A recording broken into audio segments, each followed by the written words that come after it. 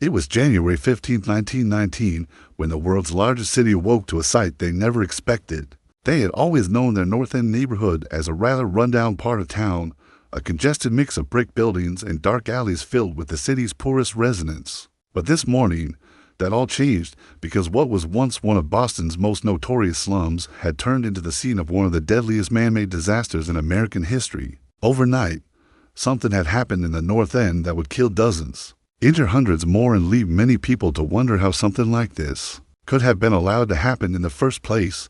It would be remembered as the Great Molasses Flood of Boston. Our story begins 3 years earlier in 1916 when several businessmen got together in Boston to form the United States Industrial Alcohol Company. The plan was for the company to import molasses from the West Indies and then refine it at their new facility in Boston's North End neighborhood. For those living in the area, though, the new alcohol plant wasn't exactly welcome news. Living conditions were already cramped and unpleasant, and the stench from the facility would only make things worse. But if the local residents were unhappy about the alcohol refinery being built nearby, that was nothing compared to the reaction from Boston firefighters. See, just 2 years before the U.S. Industrial Alcohol Company began operations in the North End. A different type of business operated there, a commercial piano factory owned by St. Bacon and Company, and everyone in the area knew that it was also used as a front for storing illegal alcohol. The building had been raided several times over the years, and everyone assumed that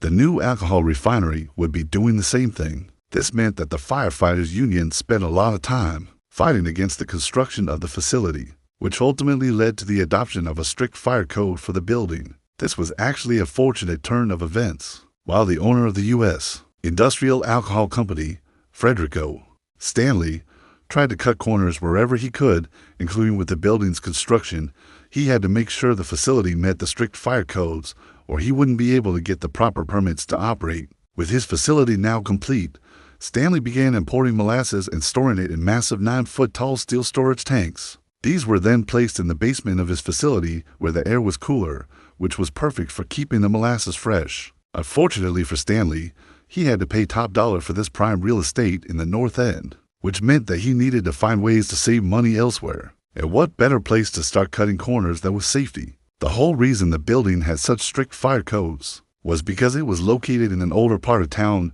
made up of mostly wooden structures. But instead of making the building safer, like adding extra fire escapes, Stanley decided to simply ignore the issue entirely. He didn't post any warning signs, install safety equipment, or even hire guards to oversee the workers. Instead, he paid them by the bucket and let them take as long as they wanted between bucket refills, which sometimes took them hours. This lack of concern for safety was apparent to everyone except for Stanley himself. In fact, he was so pleased with his brand new facility that he decided to throw an open house party inviting anyone in the city to come see it. Over 1,000 people showed up, and Stanley proudly showed them around, pointing out that the tanks were perfectly safe and completely incapable of exploding. The event was such a success that he ended up giving every guest a free sample of molasses candy, which apparently tasted delicious. But the next day, everything would change. As far as we know, nothing unusual happened on the morning of January 15th, 1919. The sky was clear and the weather was cold but pleasant. For the workers at the U.S. Industrial Alcohol Company, it was just another day on the job. That all changed at precisely 12:30 p.m. when one of the molasses storage tanks in the basement suddenly exploded. At first, no one was sure what had happened. Some said it was a boiler that had burst, while others claimed it was a gas line. But these theories were quickly disproven when everyone looked down into the basement and saw the culprit, a massive hole in the side of the tank. From there, the molasses flowed freely into the street and rushed towards the nearest drainage system, which happened to lead directly to the Charles River. But the molasses didn't flow freely everywhere. As the thick, dark liquid cascaded down the streets, it knocked pedestrians off their feet, crashed through shop windows, and slammed cars into one another. It was fast-moving enough to capsize rowboats and strong enough to break apart wooden buildings. At its fastest, the molasses wave moved at a speed of 35 miles per hour. In total, it traveled 1.5 miles until it reached the North End Bridge, where it finally slowed down and drained into the river.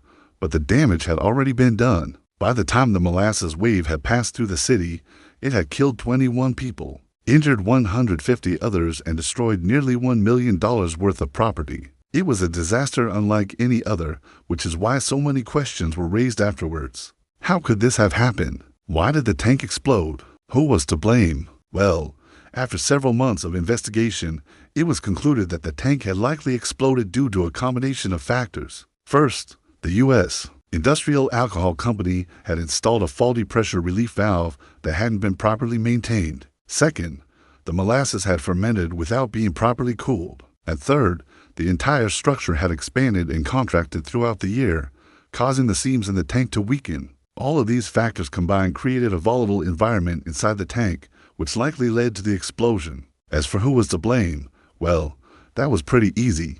After hearing this news, Frederick Stanley panicked and fled the country, leaving behind him a mountain of debt and a broken community. He was eventually caught and brought to trial for manslaughter, but after claiming that he was too ill to stand trial, he was declared incompetent and sent to a mental institution instead. The U.S. Industrial Alcohol Company went bankrupt, and the site was eventually cleaned up. But the memory of the Great Molasses Flood stuck around for a very long time. Today, there is a small memorial in Boston's North End to remember the victims. And while some may think the disaster was caused by an act of God, others beg to differ. There are still many people who believe that Stanley intentionally set the explosion, which is why no one has ever been held accountable for it.